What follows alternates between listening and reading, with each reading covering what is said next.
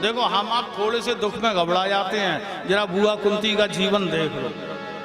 जब जन्म हुआ ना तो 6 महीने की उम्र थी इनकी, और 6 महीने की उम्र में ही इनके पिता के मित्र कुंती भोज नाम के राजा इन्हें गोद ले गए, है ना। उनके कोई संतान नहीं थी, दूसरे घर में चली गई 6 महीने की उम्र में ही।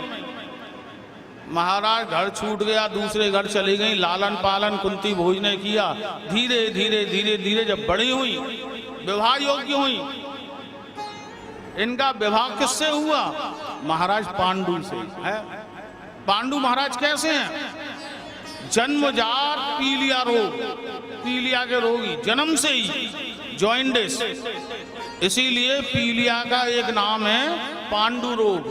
पीलिया को पांडु रोग कहते हैं, है? बोले पीलिया के रोगी, जॉइंडिस, कमजोर, एकदम असक्षम, उस पर भी किंदम मुनि का इनको शाप लगा हुआ है। क्या शाप लगा है? एक दिन ये शिकार खेलने के लिए वन में गए, तो वन में किंदम ऋषि अपनी ऋषि पत्नी के साथ हिरण हिरणी के रूप में विहार कर रहे थे, घूम रहे थे। इन्होंने हिरण को देखा, बाण छोड़ दिया। विहार करते हुए किंदम ऋषि के बाण लगा। किंदम ऋषि करहाते हुए तड़प उठे और तड़पते तड़पते महाराज पांडु को शाप दे दिया।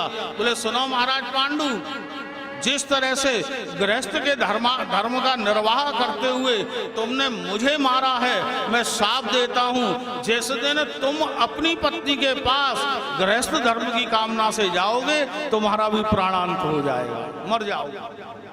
अब किंदम ऋषि का शाप देखो। पांडु रोगी, पीलिया के रोगी, उस पर भी कुंती बुआ को कोई भी गृहस्थ का सुख नहीं है। वो तो ये कहिए कि महर्षि दुर्वासा की कृपा से बुआ कुंती को एक मंत्र प्राप्त हुआ, और उस मंत्र के प्रभाव से इन्हें महाराज धर्म के अंश से युधिष्ठिर प्राप्त हुए।